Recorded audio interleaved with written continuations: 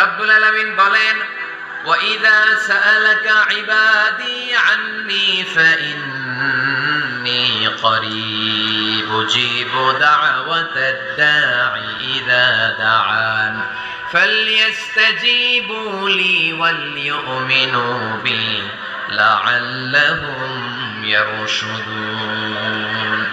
রব্বুল আলামিন বলেন, নবী হে, আমার বান্দারা যখন তোমাকে জিজ্ঞেস করে আমি কোথায়, তুমি বলে দাও ইন্নী করিব, আমি কাছে। আল্লাহু আকবার, তিনি কাছে। আল্লাহর হাবিব সাল্লাল্লাহু আলাইহি ওয়াসাল্লামকে আল্লাহ কমান্ড দিলেন, আপনি বলে দেন যখনই উম্মতেরা জিজ্ঞেস করবে আল্লাহ কোথায়, আমি কোথায়, আপনি বলে দেন ফাইন্নী করিব, আমি কাছে। আরেক জায়গায় আল্লাহ ব্যবহার করলেন আকরাব, কাছে না, করিব মানে কাছে, আর আকরাব মানে সবচাইতে কাছে, the closest one, the most